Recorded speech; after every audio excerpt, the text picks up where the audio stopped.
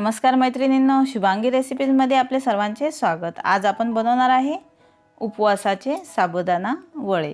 त्यासाठी आपल्याला 1 वाटी साबुदाणा घ्यायचे आहे।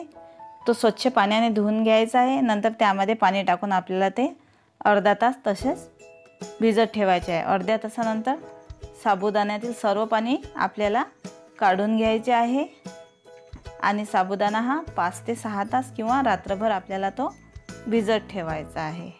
5 ते 6 तास झालेले आहे। आपला साबुदाणा हा छान भिजलेला आहे। 2 बटाटे मी उकडून घेतले आहे। 2 चमचे मी भगरीचे पीठ घेतले आहे।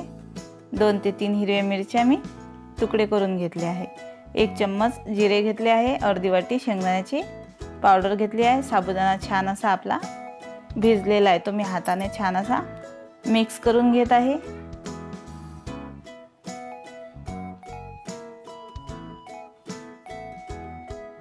त्यामध्ये मी जे उकडलेले बटाटे आहे ते किसणीने छान असे किसून घेत आहे। बटाटे शिजवताना ते आपल्याला जास्त शिजू द्यायचे नाहीत।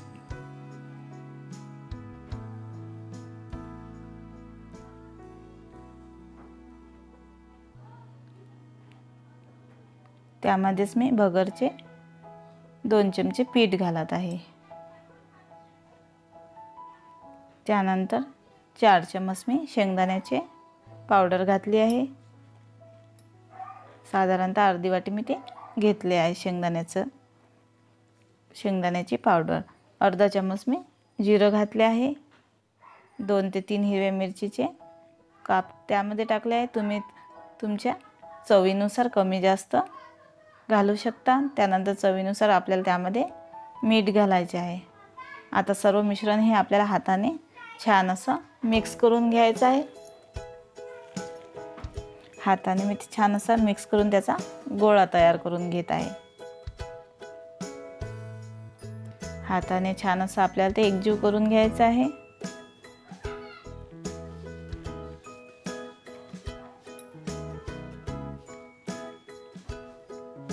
अशा प्रकारे जर तुम्ही साहित्य घ्याल तर आपले जे वडे आहेत ते अजिबात तेलकट होतील नाही किंवा अजिबात फुटणार नाहीत। आपला गोळा हा तयार झाला आहे। गॅसवर मी आता कढई गरम करून त्यामध्ये तेल गरम करायला ठेवले आहे। आता याचे छोटे छोटे गोळे करून हातावरच मी वडा तयार करून घेत आहे। हातानेच दाब देऊन छान असा आपल्याला वडा हा हातावरच तयार करून घ्यायचा आहे। आपल्याला हा वडा जास्त जाडही नको आणि जास्त पातळही नाही, मध्यम आकाराचे आपल्याला हे वडे तयार करून घ्यायचे आहे।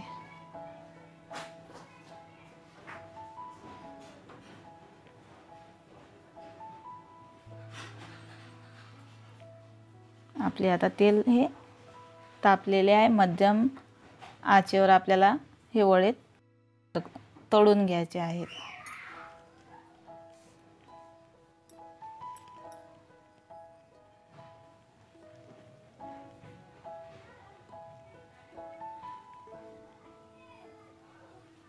परतून घेऊ।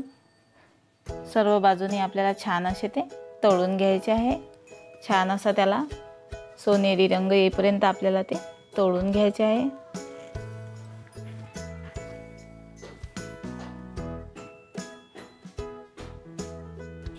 आपल्या वड्यांना छान असा कलर येत आहे।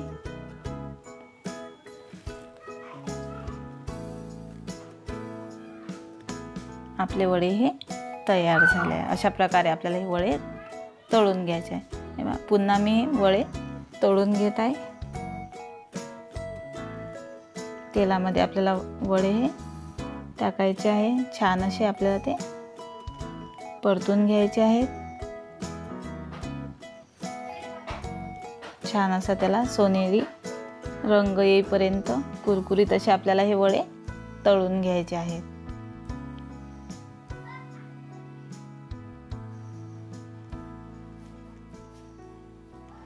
आपल्या वड्यांना छान असा रंग आला आहे। आपले वडे हे तळून तयार आहेत।